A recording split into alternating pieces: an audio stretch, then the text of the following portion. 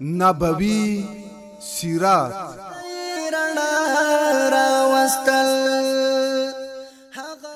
د سیرت خپرونه هره ورځ د سهار له 6:30 تر 7 بجو پورې له شریعت غږ راډیو څخه واورئ.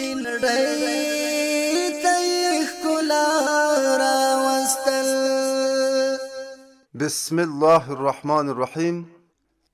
د شریعت غږ راډیو محترم اوریدونکو او د نبوي سیرت د خپرونې عزتمنو مینوالو، السلام علیکم ورحمت الله وبرکاته. خوښ او خوشحاله یم چې دا د یو ځل بیا د یو بل خپرونې په وړاندې کولو سره ستاسې په چوپړ کې یم. لوی خدای جل جلاله دې وکړي چې سهار مو د الله په عبادت کې پیل کړی وي او همداراز خپرونه په غور سره تر پای پورې واورئ. دا د خپرونه پیلوو.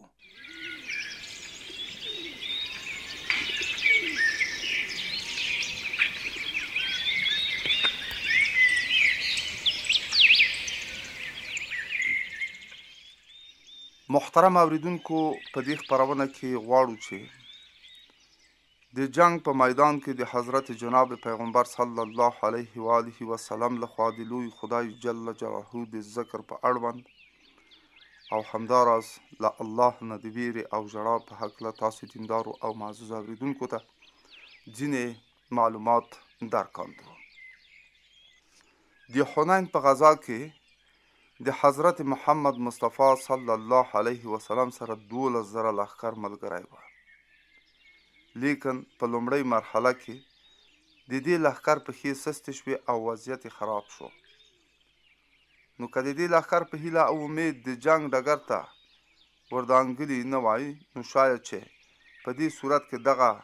سپاه سالار له ټولو نه لومړی له دې میدان څخه وتلی او تښتېدلی وای او خپل ځان روغ او ژوندی ایستلی وای. لیکن حضرت نبی کریم چې په کوم قوت اعتماد او تکیه لرله، هغه قوت یې په دغه نازک او خطرناک وخت کې هم خپل داسې ناصر او مددگار ګاڼه لکه څنګه چې د فوجونو او لښکرو سره ګاڼه. په دغه وخت او حالت کې چې 10,000 غیشي وشتونکو غیشي ورول او د غیشو باران وریده او د سیلاب غوندې د دوی خواته په غورځنګ را روان و، د جناب پیغمبر په څنګ کې پرته له یو څو سرتیرو صحابه و کرامو څخه نور هیڅوک نه و پاتې شوي. دوی له سپرلۍ نه ښکته شوه او په جګ آواز یې وویل چې زه د خدای بنده او پیغمبر یم. له دې نه وروسته یې مبارک لاسونه پورته کړل او د خپل خدای جل جلاله نه یې د هغې مرستې غوښتنه وکړه چې له ده سره یې وعده شوې وه. د دې دعا په اثر په ناڅاپي ډول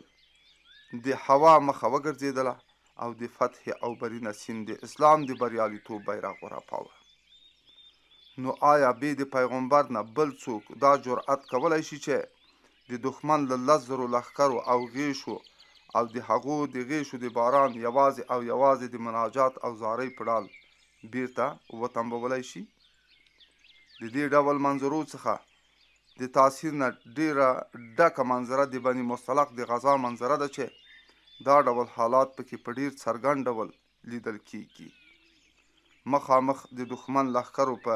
یو پړاو کې ځای نیولی و او د دې لپاره د مسلمانانو څارې کاوه چې یوه موقع پیدا کړي او په دوی ناڅاپي یرغل وکړي. په دې وخت کې دفعتاً د لمانځه وخت کیږي او حضرت محمد مصطفی صلی الله علیه و آله وسلم د امام په حیث مخکې کیږي. د صحابه و کرامو یوه ډله ورپسې د مقتدیانو په حیث درېږي او په لمانځه پیل کوي.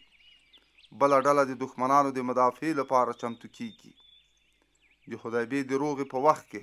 د دې نه هم خطرناک وضعیت پیښ شوی و. حضرت نبی کریم صلی الله علیه و آله وسلم د مکې مکرمې په خوا کې په غطفان نومې ځای کې خیمه درولې وه او د قریشو مشهور جنرال خالد ابن ولید په شاوخوا غرونو کې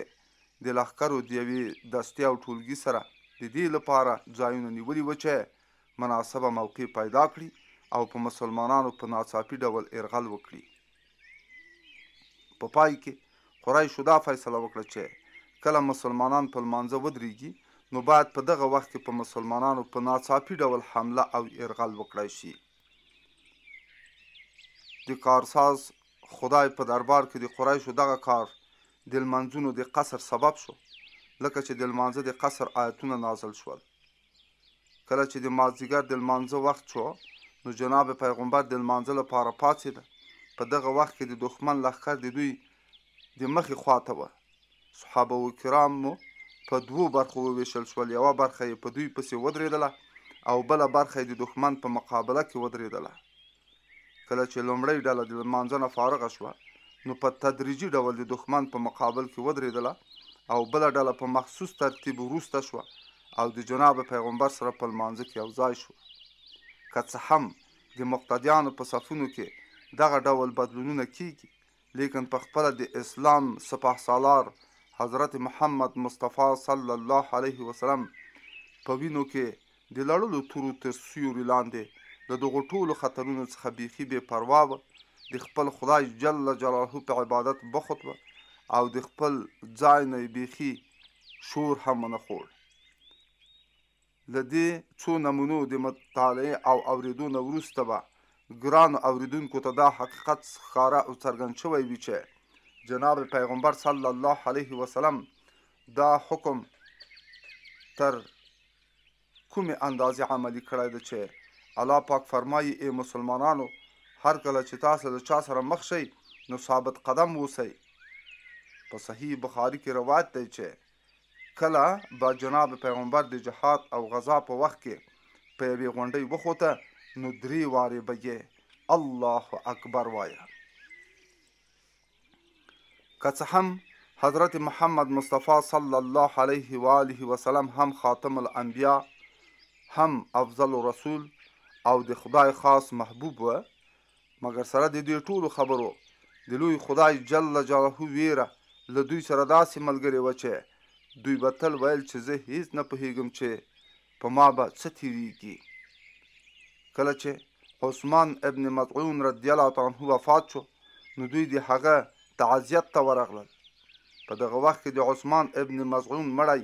یوې ښځې مخاطب کړ او داسې ورته وویل خدای ګواه دی چې خدای جل جلاله ته لمانځلی یې. پیغمبر علیه الصلاة والسلام ورته وفرمایل چې هو زه هم د دې په خصوص کې د نیکۍ هیله کوم، لیکن سره د دې چې زه پیغمبر یم زه په دې نه پوهېږم چې ما سره به څه معامله بشي. کله چې به سخت باد راوالوت او ځول او سیلۍ به شوه نو دی به ویرېده او که یو ضروري کار به هم درلود هغه کار به یې پرېښوده او قبیلې ته به یې مخه کړه او دا به یې ویل ای خدایه زه ستا د رالېږل شوي مصیبت نه پناه غواړم. کله چې به هوا صافه شو او یا به باران ودرېده نو خوشحاله به شو او د خدای جل جلاله شکر به یې کاوه. کله چې یو ورځ دغه راز واقع پیښه شوه نو حضرت عایشې رضی الله عنها له دوی مبارک نه پوښتنه وکړه چې یا رسول الله علیک الصلاة والسلام ته ولې دومره پریښانه کېږې؟ جناب پیغمبر ورته وفرمایل چې ای عایشې ته څه خبره یې چې چیرته د هود د قوم واقع پیښه نه شي؟ کله چې د هود قوم وریځې ولیدې نو ویې ویل چې دا زموږ د ځمکو د خړوبولو لپاره راغلي دي، حال دا چې هغه د لوی خدای جل جلاله غضب. حضرت ابوبکر صدیق رضی الله عنه عرض وکړ چې یا رسول الله ستاسې ویښتانو په پخېدلو یعنې سپینېدلو پیل کړی ده. جناب پیغمبر ورته وفرمایل چې زه سوره هود، سوره واقعه، سوره والمرسلات او سوره عم یتساءلون زوړ او سپینګیری کړم. په دې سورتونو کې د قیامت او نورو واقعاتو ذکر راغلی او بیان شوی ده. د ابی ابن کعب رضی الله عنه روایت دی چې کله به د شپې 2 برخې تېرې شوې نو په جګ آواز به یې دا ویل چې ای خلکو خدای یاد کړئ زلزله را روانه ده او په هغې پسې یو راتلونکی را روان دی. مرګ له خپل سامان سره راورسېد، مرګ له خپل سامان سره راورسېد. حضرت محمد مصطفی صلی الله علیه وسلم به تل ویل ای خلکو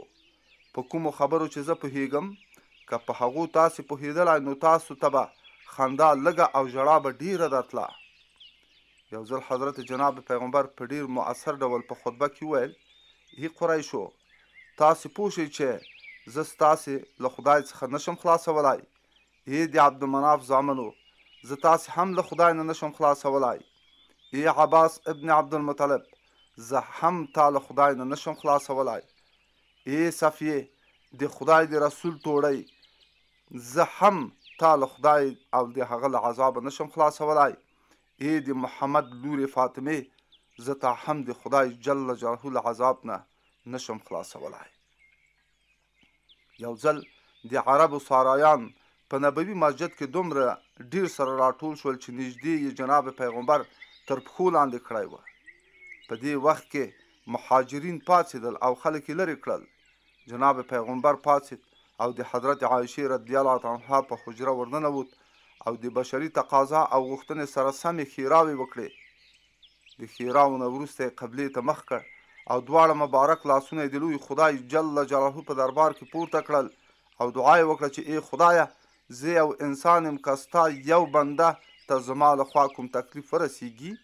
نو ما ته سزا مه راکوه د خدای جل جلاله له ویرې به دوی ته اکثره یو راز رقعت پیښېده او په دغه حالت کې به یې له مبارکو سترګو نه اوښکې بهېدلې کله چې عبدالله ابن مسعود د جناب پیغمبر په مخ کې دا آیت ولوسته چې په هغې کې الله پاک ډېر سخت وعید بیان کړی نو بې اختیاره یې له سترګو مبارکو اوښکې روانې شوې په ډېرو وختونو کې به ورته په لمانځه کې رقعت پیښېده او اوښکې به یې بهېدلې یو ځل لمر تندر ونیوه او دوی د کسوف په لمانځه کې ساړه ساړه اسویلي کول او دا به یې ویل ای خدایه تا وعده کړې چې تر څو چې ته په خلکو کې یې زه به په هغو عذاب نه نازلوم عبدالله ابن شخیر نومی صحابي وایي چې زه یو ځل د جناب پیغمبر په مبارک خدمت کې حاضر شوم کله چې ما ولیده نو دی په لمانځه بخوت و او له مبارکو سترګو یې اوښکې بهېدلې او په ژړا یې داسې سلګۍ وهلې لکه چې انسان به دا ګمان کاوه چې یا میچن ګرځي او یا کټوه خوټیږي یو ځل حضرت جناب پیغمبر په یوې جنازه کې ګډون کړی و په دغه وخت کې قبر کیندل کېده دوی د قبر په غاړه کېناستل او دې منظرې په دوی داسې تاثیر وکړ چې له ډېرې ژړا نه یې ځمکه لمده شوه د دې نه وروسته یې وویل ای ورونو د دې ورځې لپاره سامان برابر کړئ یو ورځ حضرت جناب پیغمبر د یوې غذا نه بیرته تشریف راوړ په لار کې یو پړاو ته راورسېد چې په دغه پړاو کې څه خلک ناست جناب پیغمبر ورڅخه پوښتنه وکړه چې تاسې څوک یاست هغوی وویل چې موږ مسلمانان یو په دغو خلکو کې یوه ښځه ناسته وه په انغري کې یې اور بلاوه او د دې په څنګ کې د دې یو کوچنی زوی هم و کله چې اور ښه بل شو او لمبې پورته شوې نو دغې ښځې خپل کوچنی په خپله غېږ کې جناب پیغمبر ته راوړ او ورته یې وویل چې ته د خدای رسول یې جناب پیغمبر ورته وویل هو بېشکه بیا یې ورته وویل مور چې په خپل اولاد څومره مهربانه ده خدای جل جلاله په خپلو بندګانو د هغې څخه ډېر مهربانه نه دی جناب پیغمبر ورته وویل هو بېشکه چې دی دې ورته وویل نو مور خو خپل اولاد په اور کې نه اچوي د دې خبرې په اورېدو په جناب پیغمبر یو حالت تعاری شو او په ژړا شو د ډېرې ژړا نه وروسته یې سر راپورته کړ او بیا ویل چې خدای جل جلاله به هغه بنده ته عذاب ورکوي چې هغه سرکش وي یعنی د خدای جل جلاله د حکم نه غاړه غړوي او هغه یو نه ګڼي یو ځل حضرت جناب پیغمبر د حضرت ابراهیم علیه السلام دا دعا ولوستله چې په هغې کې وایي ای خدایه د بوتانو ډېر خلک بېلارې کړل د دې څخه چې چا زما پیروي وکړه هغه زما په ډله کې دی د دې نه وروسته د حضرت عیسی علیه السلام دا دعا ولوستله چې هغه وایي که ته دوی ته عذاب ورکړې نو هغه ستا بندګان دي او که معافې کړې نو ته غالب او حکیم یې دوی به دواړه لاسونه د خدای جل جلاله په دربار کې پورته کړي وه او دا به یې ویلې چې امتي امتي او د سترګو مبارکو نه به یې اوښکې بهېدلې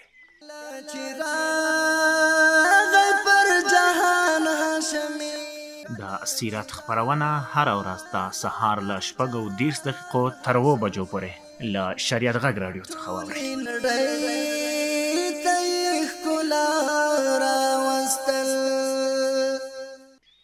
نړۍ ته 2 ډوله پیغمبران راغلي دي. یو هغه چې د هغو په سترګو کې یوازې د لوی خدای جل جلاله د جلال او کبریا جلوه وه، او همدا سبب چې هغوی به خلکو ته یوازې د خدای جل جلاله څخه د خوف او بیرې درسونه ورکول، لکه حضرت نوح او حضرت موسی. بل هغه چې هغوی د لوی خدای جل جلاله په مینه کې ډوب وه، او هغوی به خلک د عشق دې خمخانې ته رابلل، لکه حضرت یحیی او حضرت عیسی علیهم السلام. لیکن دا دواړه لارې د افراط او تفریط لارې وي، او دا ځکه چې لومړۍ لاره د اخلاص او محبت پړاو ته څوک نه رسول، او دوهمې لارې خلک د عبودیت او د آداب او احترام پړاو نه خلک لرې کول، لکه چې دا حقیقت په عیسائی تعلیم او د موجوده انجیل په سیره مسیح کې هر شخص لیدلی شي. لیکن اسلام غواړي چې دا دواړه جلوې خلکو ته یو شان ښکاره او څرګندې کړي. همدا سبب دی چې د اسلامي شریعت د حاصل حضرت محمد مصطفی صلی الله علیه وسلم په مبارک ذات کې دا دواړه اړخونه په یو ځل یو شان لیدل کیږي. قرآن عظیم شان د ایمان د کمال وصف داسې بیان کړی ده: چا چې ایمان راوړی ده هغوی ته له ټولو نه خدای ډیر ګران دی. په صحیحو روایاتو کې راغلی دي چې جناب پیغمبر به د شپې په لمانځه کې دومره ډیر درېده چې په ډیرو ولاړو به یې پښې مبارکې وپړسېدلې. د دوی د دې حالت په لیدلو ځینو صحابه کرامو عرض وکړ چې یا رسول الله، ته خو خدای بخلی یې، نو تا دا تکلیف ولې په سر اخیستی ده؟ جناب پیغمبر به ورته فرمایل چې زه ځان عبد شکور نه کړم. ارباب باطن وایي چې خلکو دا فکر کاوه چې دای دا عبادت د خدای له ویرې کوي، او کله چې دای د ګناهونو څخه پاک کړای شوی و، نو له دې کبله دوی داسې سخت او شاقه ریاضت ته ضرورت نه درلود. جناب پیغمبر په خپل جواب کې د دغه اصحابو شهبه لرې کړې ده، او هغوی ته دا خبره ښکاره او څرګنده کړې ده چې زما مطلب د خدای جل جلاله مینه او محبت دی، ویره او خوف نه دی. د دې کبله به جناب پیغمبر تل ویل زما د سترګو سوړوالی په لمانځه کې دی. جناب پیغمبر به په توره تیاره او چوپه چوپتیا شپه کې د خوب نه پاڅېده، او کله به په دعا او زاریو بخت و، او کله به په ادیرو کې ګرځېده، او دا به ویل چې د نیمې شپې په سکوت کې پاک خدای جل جلاله د دنیا آسمان ته راښکته کیږي. جناب پیغمبر صلی الله علیه وسلم به د شپې عبادت د سهار په 2 رکعتونو پای ته رساوه، یعنی د شپې عبادت به یې د سهار د لمانځه په 2 رکعتونو خاتمه ورکوله، او د دې رکعتونو په خصوص کې به یې دا ویل چې زما په مخ کې د دوی په بدل کې د دنیا او مافیا نعمتونه هیڅ دي. یو ځل یوه ښځه په غزا کې د بندي په حیث راوستل شوه. د دې کوچنی ورک شوی و. دا له ډېرې مینې نه دې حد ته رسېدلی وه چې هر کوچنی به یې ومونده نو هغه به یې په سینې پورې ونیوه او هغه ته به یې تای ورکاوه. کله چې جناب پیغمبر د دې ښځې دغه حالت او د مینې جوش ولیده، نو حاضرینو ته یې په خطاب کې وفرمایل چې آیا دا کیدای شي چې دا ښځه خپل کوچنی په اور کې واچوي؟ خلکو عرض وکړ چې بیخي نشي کېدای. پیغمبر علیه السلام دوی ته وفرمایل چې نو خدای جل جلاله هم له خپلو بندګانو سره له دې نه ډېره مینه لري څومره چې یې دا له خپل کوچني سره لري. همدغه راز یوه بله واقعه په مخکې خپرونو کې تېره شوې ده چې جناب پیغمبر د یوې غزا نه د وفات په وخت کې چې کومه فقره جناب پیغمبر بیا بیا تکراروله، هغه دا وه چې ای خدایه، زه یوازې اعلی الرفیق غواړم. د دې الفاظو په اورېدو حضرت عایشې رضی الله عنها وویل چې اوس به دوی موږ پرېږدي. څوک چې د دې علوي رفاقت د راز سره لږ ډیر آشنا وي هغوی د دغې فقرې تشریح باندې هم ښه پوهیږي. اوس به راشو دې ته چې د لوی خدای جل جلاله په دربار کې د حضرت جناب پیغمبر صلی الله علیه وسلم د مبارک وجود توکل دا څه ده؟ د توکل معنا دا به چې انسان د خپلو کوششونو نتیجې او د عالم او نړۍ د واقعاتو او پیښو فیصله خپل خدای جل جلاله ته وسپاري او د اسبابو او عللو پردې د هغه له سترګو نه بیرته شي او بې د کومې واسطې څخه هغه ته هر شی د الله تعالی په قبضه او قدرت کې ښکاره او څرګند شي. که څه هم په ظاهر کې اسباب او علل د ده مخالف وي مګر سره د دې هم د ده په زړه کې یو راز غیر متزلزل او ټینګ یقین پیدا شي چې دا غیر موافق او مخالف حالات زما په کار کې د ذرې هومره تاثیر هم نشي کولای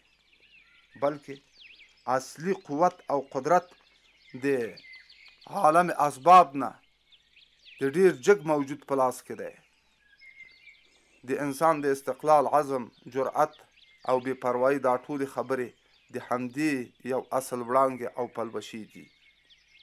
او د همدې شي په مرسته او برکت په ډیرو ګرانو او مشکلو وختونو کې هم دی د صبر او حوصلې لمن نه خوشي کوي. په ډیرو خطرناکو لارو ضعف او بې همتۍ د ده زړه ته لار نشي پیدا کولای او په ډیرو خطرناکو شرطونو او حالاتو کې هم دی خپل خدای جل جلاله څخه نه ناامیده کیږي. که تاسې د حضرت جناب پیغمبر د مبارک ژوندانه د حالاتو یوه توری او حرف ته ځیر شئ نو تاسې به په دغو تورو کې په څرګند ډول دا حقیقت ووینئ چې د دې ځمکې په مخ به داسې تکلیفونه او مصیبتونه نه وي چې هغه د جناب پیغمبر د ژوندانه په لار کې نه وي خنډ شوي. خزانه بیرته راته چې یوې ښځې خپل کوچنی په غېږ کې جناب پیغمبر ته راوړ او دا عرض یې وکړ چې یا رسول الله یوه مور چې د خپل کوچني سره څومره مینه لري آیا خدای د خپلو بندګانو سره د هغې نه ډېره مینه نه لري؟ جناب پیغمبر ورته وفرمایل هو بېشکه چې لري. هغې ورته وویل چې مور خو خپل اولاد اور ته اچول نه خوښوي. د دې خبرې په اورېدو په جناب پیغمبر یو مخصوص حالت راغی او بیا یې سر راپورته کړ او ویل یوازې همغه بندګانو ته به عذاب ورکوي چې هغه د سرکشۍ له مخې هغه ته دعا وایي. یو ځل حضرت جناب پیغمبر د اصحابو په مجلس کې ناست و چې یو صحابي او مرغۍ له بچو سره په څادر کې تاو کړی و. د جناب پیغمبر حضور ته یې راوړه او عرض یې وکړ چې یا رسول الله ما دا بچي له یوې جالې نه راپورته کړي دي او په دې څادر کې مې نغښتي دي. کله چې د دې بچو مور زما دا کار ولیده نو زما په سر په هوا کې په څرخېدلو پیل وکړ. کله چې ما د خپل څادر څنډه لږ غوندې خلاصه کړه نو مور فی الحال په څادر کې ننوتله او په خپلو بچو یې ځان ور وغورځاوه. جناب پیغمبر ورته وفرمایل چې آیا ته د مور د خپلو بچو سره په دغه حالت کې لیدلی شي او یا دا چې ته د مور دغه حالت چې له خپلو بچیو سره لري په دې تعجب کوي؟ زما د په هغه خدای قسم وي چې زه یې په حق د پیغمبر په حیث را لېږلی یم کومه مینه چې دغه مور یې د خپلو بچو سره لري د خدای جل جلاله مینه له خپلو بندګانو سره له دې نه ډېره زیاته ده. جناب پیغمبر د لوی خدای جل جلاله سره د مینې په مقابل کې بلې مینې ته هیڅ اهمیت نه ورکاوه. د وفات نه 15 ورځې وړاندې دوی صحابه کرامو ته یوه خطبه واوروله او په دغې خطبه کې وفرمایل زه د خدای جل جلاله په مخ کې له دې خبرې نه براعت کوم چې له تاسې څخه د یعنې انسانانو څخه د زما څوک دوست وي ځکه چې خدای جل جلاله زه خپل دوست کړی یم لکه څنګه چې ابراهیم دوست کړی و. که ما د خپل امت څخه څوک دوست کولای شوای نو حضرت ابوبکر صدیق رضی الله تعالی عنه به مې خپل دوست کړی وای. لیکن په دې ټولو حالاتو کې د دوی زړه هیڅکله د اضطراب او د دښمنانو په یرغلونو کې او د حنین او د احد په خونړیو جنګونو او شخړو کې لنډه دا چې په هر ځای او هر مصیبت کې د دوی په تندي کې د توکل او د اعتماد علی الله جلوه یو شان ځلېدله. ابو طالب جناب پیغمبر په دې خبره پوهوي چې د کاکا د سترګو توره له دې کار نه لاس واخله. جناب پیغمبر ورته په جواب کې وایي چې ګرانه کاکا زما د یوازینیوالي فکر مه کوه،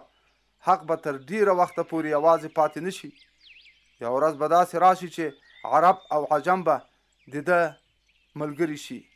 جناب پیغمبر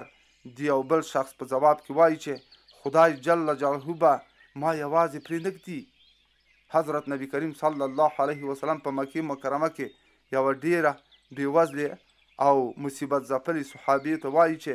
زما د په خدای قسم وي چې ډېر ژر هغه وخت راتلونکی ده چې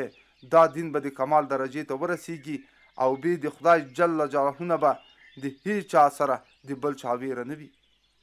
یو ځل کافران د حرم په مسجد کې کېناستل او دا مشوره یې وکړه چې هر کله جناب پیغمبر په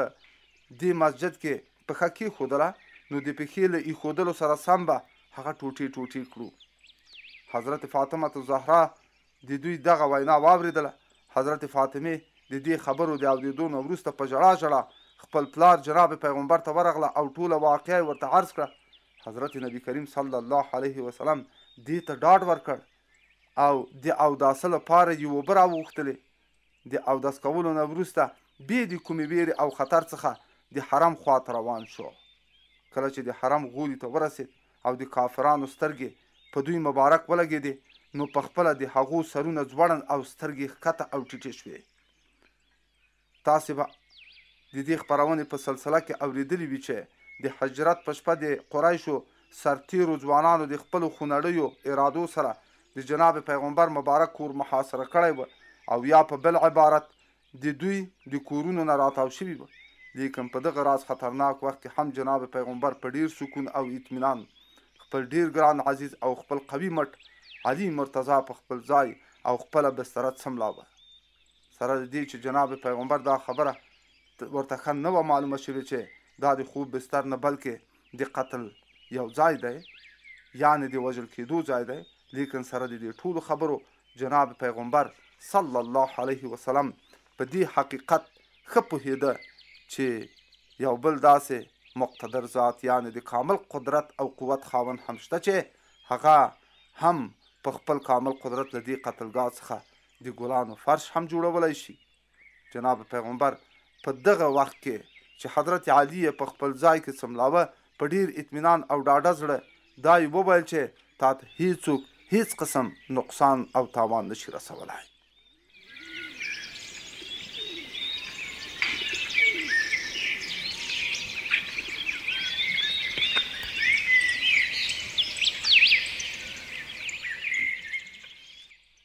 ډیرو درنو او محترم اوریدونکو، اوس زموږ د خپرونې د پای شیبې شوې. له تاسو اجازه غواړم ته بلې او راتلونکې خپرونې چې انشاءالله بیا به ستاسې په درانه چوپړ کې حاضرېږم، تاسې ټول په لوی او بخښونکي خدای سپارم. والسلام علیکم ورحمة الله وبرکاته.